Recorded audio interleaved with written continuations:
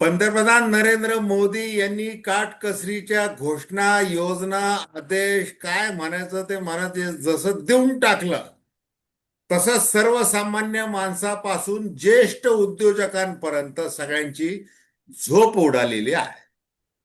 शेवटी तो बॉम्ब गोळा आहे. आणि नरेंद्र मोदी यांनी हा जो काटकसरीचा बॉम्ब गोळा टाकलेला आहे, म्हणजे लग्न समारंभापासून सगळ्याच गोष्टींवर व्यवस्थित परिणाम होणार आहे. आणि जो अन्न पुरवतो, जो अन्नदाता आहे शेतकरी, त्याचं देखील नेहमीप्रमाणे मरण हे वाढणार आहे. आधी तो मरतोच आहे, त्याचं मरण अजून वाढणार आहे. आणि या संदर्भात सुरेश चाके पाटील, जे आज आपल्या सोबत आहेत चर्चा करण्यासाठी, त्यांनी पंतप्रधान नरेंद्र मोदी यांना एक ईमेल पाठवलेला आहे. आणि तो ईमेल आहे ना, फार महत्वाचा आहे. शेकडो लाखो ईमेल त्या पीएमओ कार्यालयामध्ये आढळत असतात.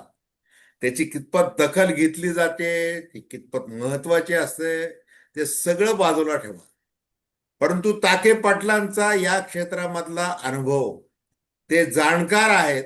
आणि फक्त जाणकार म्हणजे फक्त पुस्तकी थाटाचे नाहीत किंवा चार कात्रनं वाचून त्यांचा अभ्यास होत नसतो. ते स्वतः शेती करतात. शरद जोशी यांच्या समवेत त्यांनी अनेक वर्ष काम केलेलं आहे. आणि मग आता शेतमालाची आयात थांबवा, असे काही उपचार त्यांनी पंतप्रधान नरेंद्र मोदी यांना सुचवलेले आहेत. त्याची दखल घेतल्याशिवाय हे जे कृषी क्षेत्र आहे आणि त्याच्यावर इराण इस्रायल युद्ध, मग रासायनिक खते, मग सामुद्रधुनी, मग होमोर्ज वगैरे, ते सगळं कसं आणलेलं आहे. हे सगळं जे आहे, हे इतक्या दिवस जे दडून ठेवलं, निवडणुका होऊ दिल्या 5 राज्यांतल्या, आणि मग घोषित करून टाकलं की आपला देश संकटामध्ये आहे आणि तेल लागलेलं आहे. हे जर तुम्हाला चर्चा करायची, तुम्ही संसदेच्या व्यासपीठावर करा. एरवी विशेष अधिवेशन घेता, तसं याचं घेतलं पाहिजे. आणि मग शेती तज्ज्ञ असतील, अर्थतज्ञ असतील, सगळ्या तज्ज्ञांची, व्यापारी तज्ज्ञ असतील, सगळ्यांची चर्चा करून संघटना असं जर काही काटकसरीच्या घोषणा केल्या असत्या, आणि तुम्हाला तुमच्या इच्छेवर सोडलेलं आहे म्हणे, असं हे जे काही चित्र आहे सध्या महाराष्ट्रामध्ये, आणि महाराष्ट्रात नव्हे तर पूर्ण भारतामध्ये तेच चित्र आहे. आणि त्या संबंधी आता सुरेश ताके पाटील आपल्याला बरंच काही सांगणार. आता तत्पूर्वी सुरेश ताके पाटील यांना ऐकण्यापूर्वी दर्शकांना माझी विनंती आहे की चॅनल सबस्क्राईब करावं. सबस्क्राईब केल्यानंतर बेल आयकॉनचं बटन दाबावं, म्हणजे सगळे व्हिडिओ आपल्याला पाहायला मिळतील. आणि डिस्क्रिप्शन मध्ये व्हॉट्सॲप कम्युनिटीची लिंक दिलेली आहे, ती लिंक देखील अवश्य जॉईन करावी. तर सुरेश ताके पाटील, आता तुम्ही काय ईमेल पाठवलेला आहे, काय तुमचं म्हणणं आहे, याविषयी तुम्ही बोला, सविस्तरपणे बोला. नमस्कार. माननीय पंतप्रधानांनी 2 दिवसापूर्वी भारतातील जनतेला एक आवाहन केलेलं आहे. आता तुम्ही म्हणालात तसं ते आवाहन त्यांनी खरं तर वंदे मातरमवर चर्चा करण्यासाठी विशेष अधिवेशन घेतलं जातं. परंतु देशापुढील एवढं मोठं संकट जर आज दिसतं आहे, त्याच्या संदर्भात तुम्ही अधिवेशन न घेता व्यक्तिशः बोलत आहात, हे योग्य वाटत नाही. आता त्याच्यामध्ये त्यांनी 2 टप्प्यामध्ये सांगितलं. पहिल्या दिवशी त्यांनी सांगितले की सोने खरेदी कमी करा किंवा थांबवा 1 वर्षासाठी. प्रवास टाळा, परदेश प्रवास टाळा. तिसरी गोष्ट, ऑनलाईन कामं करा, ऑनलाईन मिटिंग करा, वर्क फ्रॉम होम करा, वगैरे वगैरे सांगितलं. दुसऱ्या दिवशी त्यांनी सांगितलं की खाद्यतेलाचं प्रमाण कमी करा आपल्या आहारामध्ये. ते ऐकल्यानंतर जरा अचंबित झालो आणि मग आम्ही विचार करायला लागलो की याच्यामध्ये काय झालंय आज.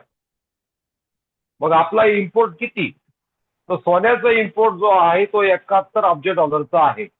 मागच्या वर्षीचा आपण 721 टन सोनं आयात केलं आणि 71 अब्ज डॉलर त्याच्यासाठी आपण खर्च केले. त्याच्या मागच्या वर्षी म्हणजे 24-25 ला आपण 757 टन सोनं आयात केलं आणि त्याची किंमत 58 अब्ज डॉलर होती. आता मग विचार केला की सोनं आयात केल्यानंतर सोन्याचं प्रमाण आयातीचं आता परिणाम होईल त्याचा 2-5%, 10% परिणाम होईल. पण हे सोनं खातं कोण? हे सोनं घेतं कोण? तर सामान्य माणसं सोन्याचं घेण्याचं प्रमाण काही ग्रॅममध्ये आहे.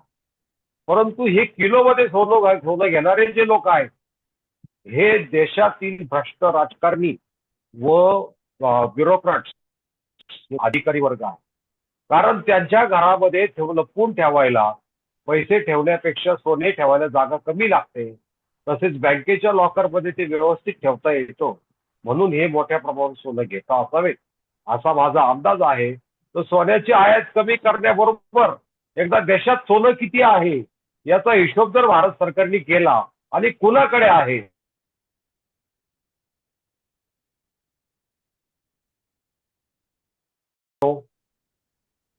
बोला तुम्ही बोला. तर अशा पद्धतीने हा प्रकार आहे.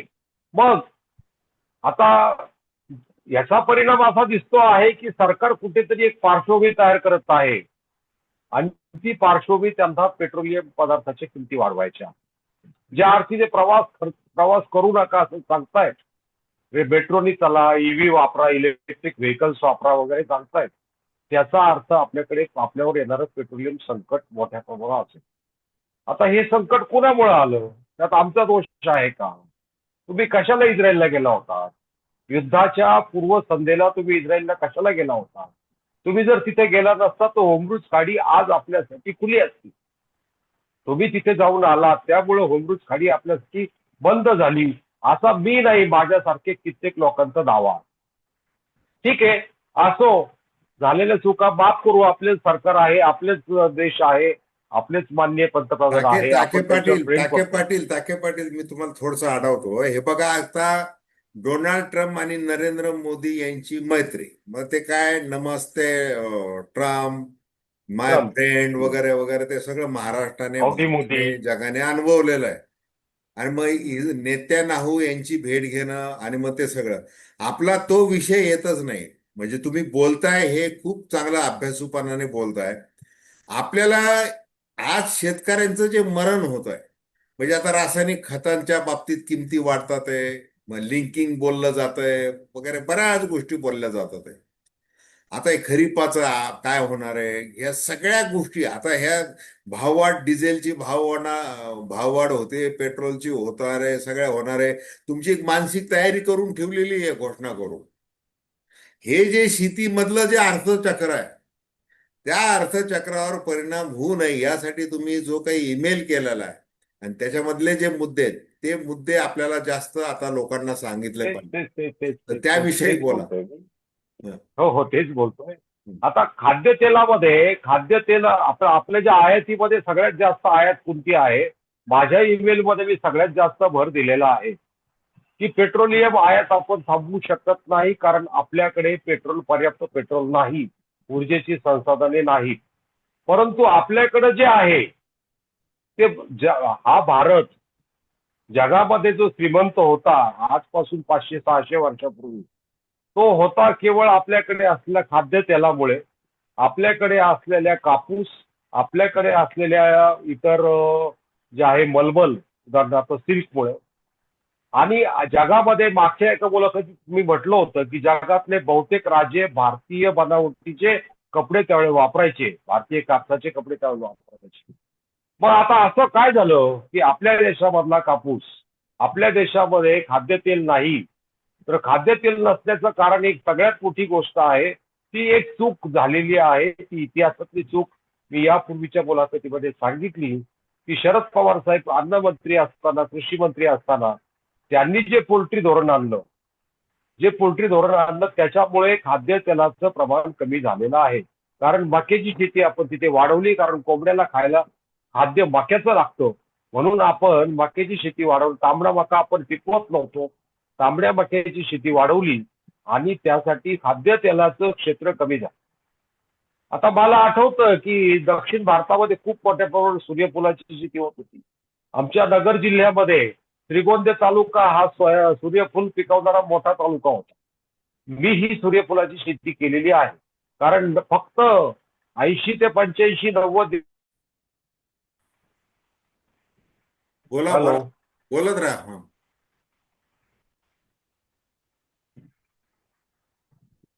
हॅलो. बोला बोला बोला तुम्ही. हा. तर मग आता भारतामध्ये आपण जर फक्त शेतीमालाची आयात जर कमी केली, त्याच्यामध्ये आपण खाद्यतेल जे आहे ते 18 ते 20 अब्ज डॉलरचं आणतो. तुमचा व्हिडिओ सुरू डाळी करा, आपण तुमचा व्हिडिओ. हा, बोला आता. आपण डाळी मोठ्या प्रमाणावर आणतो. डाळी जवळपास 3.5 ते 4 अब्ज डॉलरच्या डाळी खरेदी करतो. खाद्यतेल आपण 18 ते 20 अब्ज डॉलरचं खरेदी करतो. त्याच्यामध्ये ही आयात कमी करण्यासाठी आपण प्रयत्न आजपर्यंत काहीही केले नाहीत. किंबहुना आपले कृषी मंत्री महोदय भारत सरकारचे मागच्या अधिवेशनामध्ये बोलले की भारताचं शेती उत्पन्न दुपटीपेक्षा जास्त झालेलं आहे. मग ते उत्पादन गेलं कुठं? आयात का वाढते? हाही प्रश्न महत्वाचा आहे. आता सगळ्यात महत्वाची गोष्ट जो पेट्रोलियम पदार्थाचा जो काही तुटवडा देशात तयार झालेला आहे. आज श्रीरामपूरच्या पेट्रोल पंपावर मला आता असं कळलं की डिझेल शिल्लक नाही, पेट्रोल आहे. मग डिझेलचे दर जर वाढले तर हा काळ जो आहे हा शेतीच्या मशागतीचा आहे आणि खरीपाच्या पेरणीच्या पूर्वतयारीचा काळ आहे. मग ह्या वेळेला डिझेल आम्हाला पाहिजे आहे. आणि ते डिझेल जर उपलब्ध झालं नाही, ते जर महाग झालं तर त्याचा परिणाम आमच्या ह्या वर्षीच्या खरीपाच्या उत्पादन खर्चावर होणार आहे. तर मी ज्या मेलमध्ये जी मागणी केलेली आहे ती मागणी मी अशी केलेली आहे की खाद्यतेल, डाळी किंवा इतर जे शेतीमाल आहे त्याची साधारणपणे 10% आयात कमी करा. कारण मी जो अभ्यास केलेला आहे की आता तुम्हाला तेलाचं उदाहरण सांगतो की देशामध्ये साधारण 3 कोटी टन ते 3,10,00,000 टन तेल आपल्याला वर्षाला लागतं. परंतु आपल्या मार्केटमध्ये साधारणपणे विक्रीसाठी तेल जे उपलब्ध होतं किंवा आपलं उत्पादन साधारण 45% उत्पादन आपल्याकडे आहे आणि आपण साधारण 57% तेल आयात करतो. खाद्यतेल त्यात पाम तेल असेल, सोयाबीन असेल आणि सूर्यफूल. रशिया युक्रेनकडून आपण सूर्यफूल आणतो. ब्राझील, अर्जेंटिनाकडून आपण सोयाबीन तेल आणतो. तर हे जर आपण कमी केलं आणि मलेशिया, इंडोनेशियाकडून आपल्याकडे पाम तेल आहे, याचं प्रमाण जर 10% कमी केलं तर आपल्या देशांतर्गत किमती स्थिर होतील किंवा वाढतील. येऊ द्या ना थोडी तेजी. कारण हा मरणारा शेतकरी जो आहे हा याच पिकातला शेतकरी आहे. ज्या वेळेला त्याला पर्याय तुम्ही आयात करताच आहात ना, मग आयातीला घालणारे पैसे जे आहेत ते इकडे खर्च करा ना आमच्यावर. त्यातून त्यातून भारतातल्या ग्रामीण भागामध्ये आणि मला आठवतं की शरद जोशी म्हटले होते, मी हे बेलमध्ये लिहिलं नाही, मला सुचलं नाही त्यावेळेला, आता ओघाने सुचलं. शरद जोशी म्हटले होते की 60% देशातली 4% जनता शेती करते. या 60%चं उत्पन्न जर 1%नी वाढलं, शेतीचा विकास जर 1%नी वाढला तर 0.4% 4% विकास जर हा उद्योगाचा वाढतो, उत्पादन क्षेत्राचा, आणि 6% विकास जर हा सेवा क्षेत्राचा वाढतो. हे त्यांनी सांगितलं. कारण उत्पादन क्षेत्रामध्ये जे कमी प्रमाणामध्ये उत्पादन घेतलं जातं, काही कंपन्या आहेत, तर त्यांचा खप इकडे वाढतो. कारण 60% लोकांची क्रयशक्ती वाढते. मग देशांतर्गत आपल्या देशाला जर श्रीमंत करायचं असेल, आपल्या देशाच्या उत्पादनाला जर आपल्या देशात ग्राहक मिळवून द्यायचा असेल, तर आपल्याला आपल्या देशातली 60% जनता ही सक्षम करणं, थोडीफार श्रीमंत करणं गरजेचं आहे. तुम्हाला उदाहरण सांगतो मी. साधारण 2009-10 आमच्या नगर जिल्ह्यामध्ये एका साखर कारखानदाराने अचानक दर वाढवून दिले. जेव्हा 1300-1400 रुपये ऊसाचा 1 टन ऊसाचा दर होता, तर त्या राहुरी कारखान्याच्या संचालक मंडळाने 2100 रुपये दर दिला. 2100 रुपये दर दिला तर सगळ्या नगर जिल्ह्यात द्यावा लागला, आसपासच्या जिल्ह्याला द्यावा लागला. त्याचा परिणाम असा झाला की सगळ्या मोटरसायकलच्या कंपन्या, होंडा वगैरे, बोलेरो, विशेषतः बोलेरो गाडी, या गाड्यांना ऑन द्यावा लागला. या गाड्यांचं प्रोडक्शन कमी पडलं. इतक्या मोठ्या प्रमाणावर वाहनांची खरेदी त्यावेळेला झाली. अशा प्रकारे ते होत असतो. हे त्या म्हणजे शरद जोशी साहेबांनी जे मांडलेलं आहे त्याच्यावरचं हे घडलेलं उदाहरण आहे. तर ज्या वेळेला तुम्ही खाद्यतेल, डाळी याचा 10 ते 15% आयात कमी कराल, त्यावेळेला देशांतर्गत दर वाढतील आणि दर वाढण्याचा फायदा काय होईल हे सगळ्यात महत्वाचं आहे की शेतकरी आत्महत्या थांबतील. हा देश जीवांसाठी आहे, मग तो मनुष्य जीव असो किंवा पशुपक्षी असो किंवा प्राणी असो, या जीवांसाठी देश आहे किंवा ही वनस्पती असो. हा देश दगड आहे. तो दगड सुद्धा आपण या दगडांच्या देशा म्हणून आपण वंदन केलेलं आहे. तर मग दुसरा आणखी एक सगळ्यात मोठा फायदा जो असा आहे की शेतीमालाचं उत्पादन वाढेल. कारण आजचा शेतकरी हा अतिशय काटकसरीमध्ये शेती करतो आणि त्या काटकसरीतून शेती केल्यामुळं त्याचा उत्पादन खर्च प्रॉपरली करू शकत नाही. तो त्याचा परिणाम उत्पादनावर होतो. आणखी एक महत्वाचा विषय आहे की मला आठवतं की माझ्या बालपणी माझ्या घराजवळचा उकिरडा हा दरवर्षी उचलला जायचा, शेतामध्ये टाकला जायचा. गावातील सगळे शेतकरी हा उकिरडा शेतीमध्ये टाकायचा आणि ते सुंदर खत असायचं. आज कुठल्याही शहरामध्ये गेलो, पुण्याच्या देवाची उरळी भागामध्ये गेलो, तुमच्या संभाजीनगरच्या काही भागामध्ये गेलो, नाशिकच्या पिंपळगाव पासून रस्त्याला गेलो तर तिथे डोंगर झालेले आहेत तुमच्या वेस्टेजचे, म्हणजे सिटी वेस्टचे. तर या सिटी वेस्ट तुम्ही आम्हाला, जर तुम्हाला खताची आयात थांबवायची आहे, मान्य आहे, खत आपण जवळपास 2.2 लाख कोटीचं खत आयात करतो.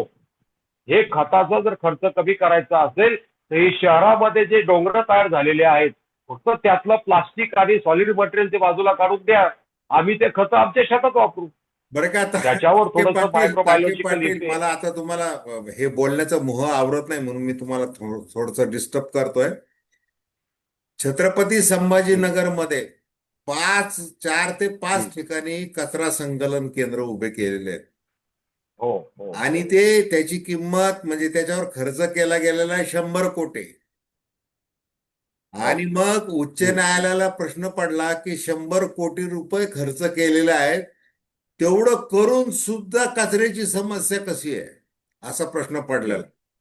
म्हणजे भारत हा कसा आहे, महान आहे. मग तुमच्या शरद जोशींच्या भाषेत सांगायचं तर ते काय इंडिया विरुद्ध भारत हे चाललेलं आहे सगळं.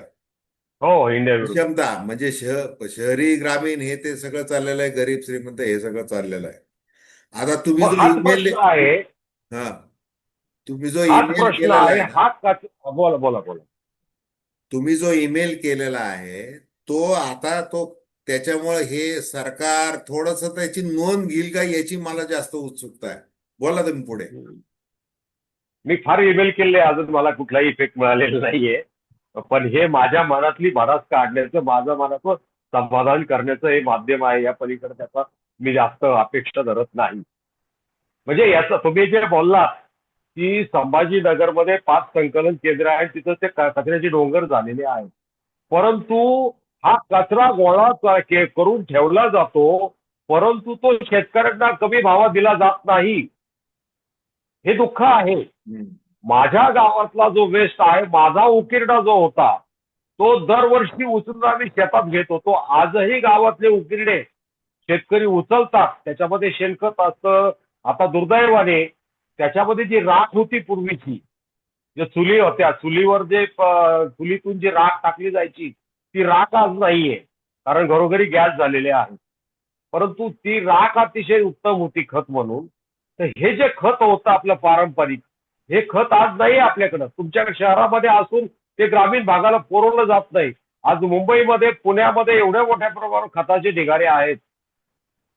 देवाची उरळी वगैरे भागावर त्या भागाचा त्या खताच्या डेपोमुळे विकास थांबलेला. खरं तर तुम्ही हे फार चांगली गोष्ट सुचवता, याचा खरंच विचार केला पाहिजे गांभीर्याने. रासायनिक खतं वापरण्यापेक्षा हे खतं वापरावेत. हो. हे खतं चांगले आहेत. या खतामध्ये या खतावर संशोधन झालं पाहिजे. याच्यावर संशोधन होऊन हे खतं शेतकऱ्यांना कमी दरात पुरवली पाहिजे आणि त्यातून जी शेती पिकेल, ठीक आहे, 1 वर्ष थोडं उत्पादन कमी होईल, दुसऱ्या वर्षी वाढेल, परंतु आपण जे म्हणतोय ना की सेल्फ सफिशियंट इंडिया, आत्मनिर्भर भारत, मग शेतकरी आत्मनिर्भर का नाही? शेतीमालाच्या बाबतीत आपण आत्मनिर्भर का नाही? आपली आत्मनिर्भरता नेमकी कुठे आहे हे सरकारकडून आम्हाला जाणून घ्यायची उत्सुकता आहे. आता असं आहे की जपानमध्ये माझ्याकडे येणारा सिंजित मागे एका सांगितलं होतं, एक मित्र मला सांगतो की आम्ही आमच्या देशामध्ये पिकेल तेवढंच खातो. आम्ही फारच गरज पडली, नैसर्गिक आपत्ती आली तरच आयात करतो. आणि आपण फक्त शेतीमालाच्या किमतीत कंट्रोल ठेवण्यासाठी आपण जास्तीत जास्त आयात करतो. शेतकरी मारण्यासाठी आपण आयात करतो. आणि हे भारतीय जनता पार्टीच्या सरकारवर आरोप नाही, हा त्याच्या अगोदरच्या सरकारवर पण माझा आरोप.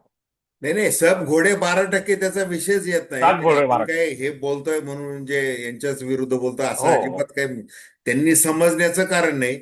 परंतु ते हो. त्यांचा असा समज असतो की आपल्या विरुद्ध जे हम्म. बोलतील ग्रामीण भागातले ते रुरल अर्बन, आणि शहरातले जे बोलतील आपल्या विरुद्ध ते काय अर्बन नक्षल.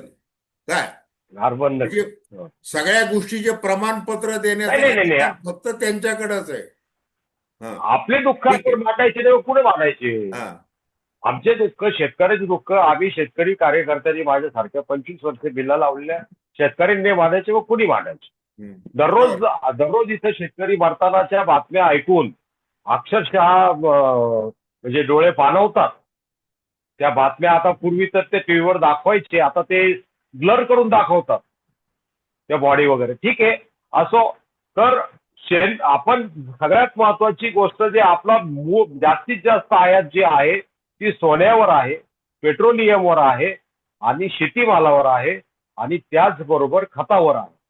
तर खताची आयातही आपण कमी करू शकतो. शेतकऱ्यांना आपल्याकडचा असलेला कचरा योग्य ट्रीटमेंट करून देऊ शकतो. त्याचबरोबर शेतीमालाची आयात 10% कमी करून आपण शेती व्यवसाय ऊर्जित अवस्थेत आणू शकतो. कारण तुम्हाला मागच्या एका मुलाखतीत मी सांगितलं होतं की चायना आणि इंडिया, चायनामध्ये 1 हेक्टरमध्ये 2.5 एकरामध्ये साधारण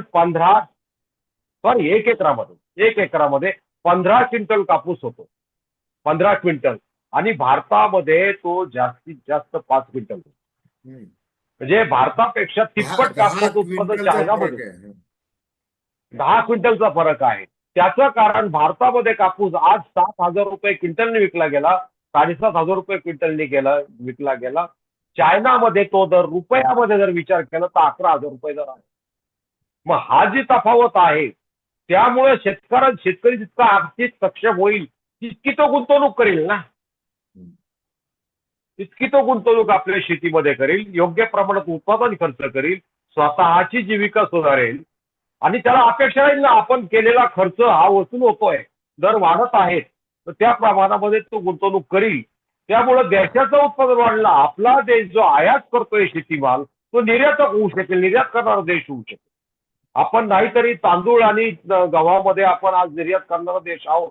तसंच हे आपण तेलामध्ये असो किंवा डाळीमध्ये असो किंवा इतर पिकामध्ये आपण, कापसामध्ये आपण निर्यातक आहोतच. पण आणखी मोठ्या प्रमाणात आपण निर्यात आपली वाढू शकेल. ज्या पद्धतीने अण्णासाहेब शिंदे, श्रीरामपूरचे अण्णासाहेब शिंदे यांनी ज्या वेळेला कृषी मंत्री असताना ज्या पद्धतीने साखर उद्योगाला चालना देण्याचा प्रयत्न केला, श्वेत क्रांती, दुग्ध क्रांतीसाठी प्रयत्न केले, त्याच पद्धतीने आज शेतकरी वाचवण्याची क्रांती करण्यासाठी प्रयत्न करण्याची गरज आहे. आणि ती गरज नुसती बोलून भागणार नाही,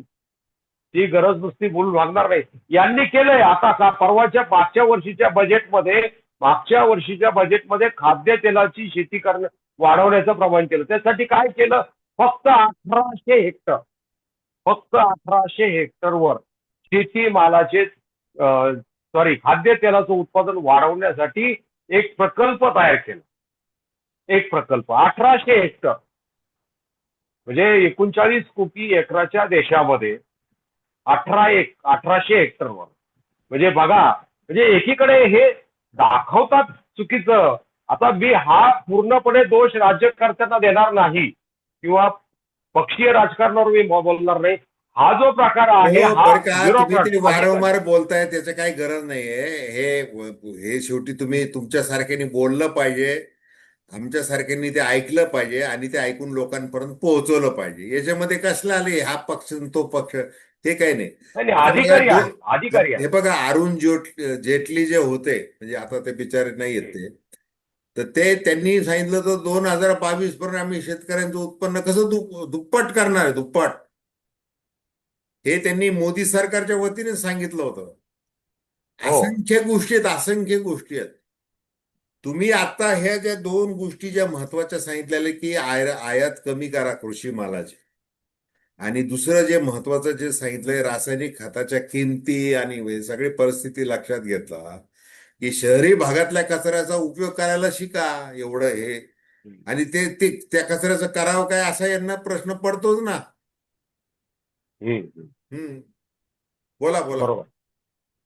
आता तुम्ही ते जेटली साहेबांचं सांगितलं, परंतु मागच्या अधिवेशनामध्ये, मागाशी बोललो मी, मागच्या अधिवेशनामध्ये आपले कृषी मंत्री महोदयांनी, मामा मामा म्हणतात त्यांना, त्यांनी संसदेमध्ये सांगितलं की दुपटीपेक्षा जास्त चाललंय म्हणजे शेती उत्पन्न काही ठिकाणी, काही पिकांमध्ये.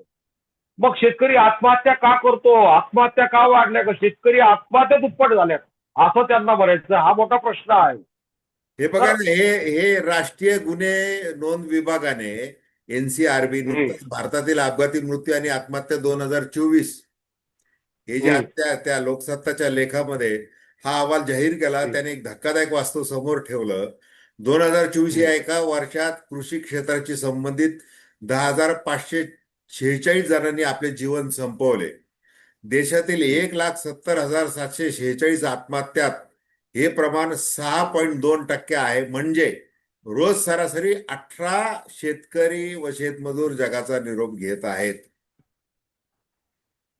एवढ्या मोठ्या प्रभावर मृत्यू दुसऱ्या महायुद्धामध्ये सुद्धा झालेले नाही. 1,70,000 तुम्ही आत्महत्या सांगताय. एवढ्या मोठ्या प्रभावाचे मृत्यू दुसऱ्या महायुद्धात पण झालेले नाहीत, किंवा कुठल्या साथीच्या रोगाने सुद्धा झालेले नाही. आता 1,00,000मध्ये हे मृत्यू. प्रमाण यांचं जास्त आहे, म्हणजे 6.2%. हो. यस. याचं कारण फक्त शेतकरी धोरण आहे.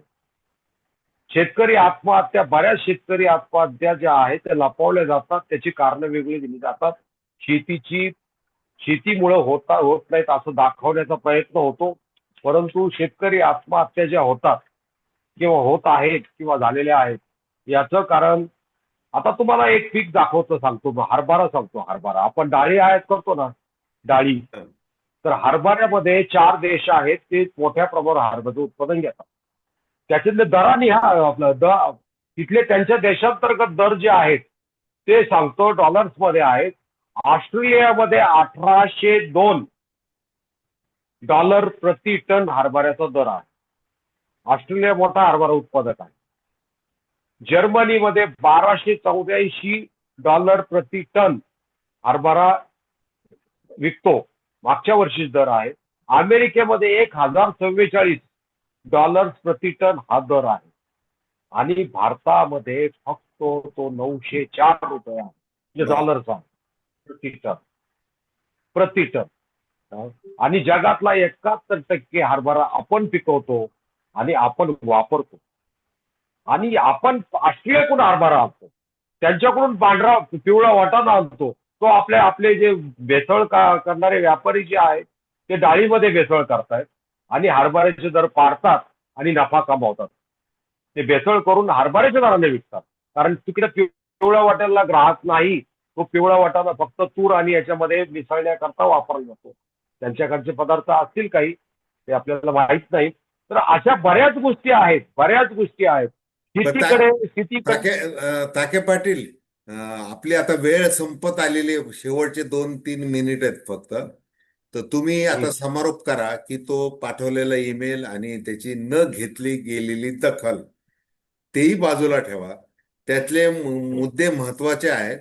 त्याचा एक थोडक्यामध्ये समारोप करा. आणि दर्शकांना विनंती आहे पुन्हा, की आपण हे चॅनल अवश्य सबस्क्राईब करावं, बेल आयकॉनचं बटन दाबावं, आणि डिस्क्रिप्शन मध्ये जी व्हॉट्सअप कम्युनिटी लिंक दिलेली आहे त्यावर जॉईन देखील नक्की व्हावं. बोला ताके पाटील.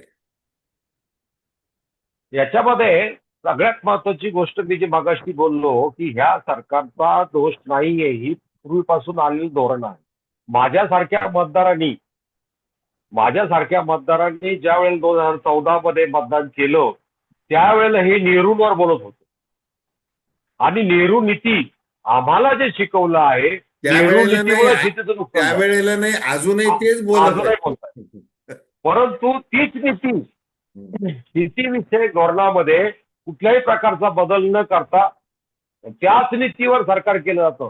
गांधीजी म्हणत होते की लोखंड सगळे देश तयार करतील, शेती फक्त आपण पिकवतोय. अशी शेती जगात कुठंच नाहीये. तर तू शेतीकडे दुर्लक्ष करू नको, खेड्याकडे दुर्लक्ष करू नको, असं नेहरूंना सांगत होते. ते पत्र उपलब्ध आहेत, त्याचे आर्काइव्ह मध्ये पत्र उपलब्ध आहेत, इंटरनेटवर आहेत.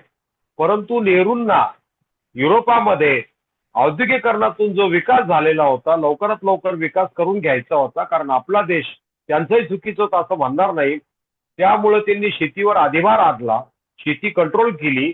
त्यांचे एक हे होते महालनोबिस नावाची जे एक बंगाली व्यक्ती त्यांचे सल्लागार होते. त्यांनी सल्ला दिला तुमच्या ते स्वप्नातला फार भारत उभा मोठे करण्याचा. डेटा सायंटिस्ट होते, आकडेवारी येस वगैरे येस ते त्यांनी हो आणलेलं आहे हो सगळं हो भारतामध्ये. हे नियोजन येस आयोग वगैरे स्टॅटिस्टियन. जो नेहरूंनी जो काही केला होता, त्याच्यानंतर आता बघा नियोजन सांख्यिकी विभाग ते त्यावेळेस सुरू केलं. ते महाल नोबिस हे फार मोठं व्यक्तित्व. महालनोबिस. बोला. हो, त्यांच्या नावाची हो, स्टॅटिस्टिकल इन्स्टिट्यूट आहे हो. कलकत्त्यामध्ये. तर परंतु ते ते विचाराने थोडे कम्युनिस्ट होते. त्या कम्युनिस्ट विचाराच्या दृष्टिकोनातून त्यांनी सांगितलं की शेतीला कंट्रोल केलं तर तुम्हाला तुमच्या स्वप्नातला भारत करता येईल. कारण शेती ही वडिलोपार्जित शेतकऱ्याला मिळते. पावसाचं पाणी पडतं, नैसर्गिक सिंचन होतं. याला फक्त बी पेरायचं आणि सोंगायचं, याला कुठलंच काम नाहीये. तत्कालीन शेती होती तशी, आज तशी नाहीये. किंवा त्यावेळेचं शेती उत्पन्न अतिशय न्यूनतम होतं. आज शेती खूप खर्चिक झालेली आहे आणि त्या दृष्टिकोनातूनच राज्यकर्ते शेतीकडे बघत आहेत. शेतीतून गेलेले जे आहेत ते त्यांची लाचारी करतात. जे पुढारी गेलेले आहेत, मोठे झालेले आहेत, ते लाचारी करतात. ते कुठलाही मांडत नाही आणि तेच धोरण आजही राबवलं जातं. म्हणून शेतीची दुरावस्था आहे. हे एकट्या मोदीला किंवा ह्या पक्षीय याच्यामध्ये बोलता येणार नाही. याच्यामध्ये सगळ्यात महत्वाचा घटक आहे तो म्हणजे अधिकारी आहे. कारण मी ज्या वेळेला एकच मिनिट घेतो तर मी एका अधिकाऱ्यावर चर्चा करत असताना मी म्हटलं की इंग्रजांनी जे रस्ते केलेले होते त्या रस्त्याच्या दुतर्फा झाडं होती. इंग्रजांनी बांधलेले 3 धरणं आहेत. निरेवरचं भाटघर, माझ्या तालुक्यात पाणी येणारं भांडारदारा आणि गोदावरीचं वरचं आपलं दारणेवरचं दारणा धरण. या कालव्यांना झाडं आहेत. बाकीचे स्वातंत्र्यानंतर खोदलेले कालवे यांच्यावर झाडं नाहीये, ते उघडे बोडके आहेत. तर त्यावेळेला ते म्हटले की त्यांना त्यावेळेला एसी गाड्या नव्हत्या, त्यांना त्या बग्गीतून फिरावं लागायचं, म्हणून त्यांना सावली लागायची. आपल्याकडे आता एसी गाड्या आहेत, त्याची गरज नाही झाडांची. हे असे एक अधिकारी मला बोलले होते. त्याच्यावर तुम्ही लक्षात घ्या त्यांची मानसिकता काय आहे. धन्यवाद. खूप खूप धन्यवाद. तुमचा ईमेल म्हणजे शेतकऱ्याचा ईमेल आहे पंतप्रधानांना. हो. आता बघू ते काय निर्णय घेतात ते. आणि तुमच्यासारखे असंख्य ईमेल देखील गेलेले आहेत, त्याची काय दखल घेऊन ते आता बोलणार का, हाच निश्चित. महत्वाचा प्रश्न आहे. खूप खूप धन्यवाद.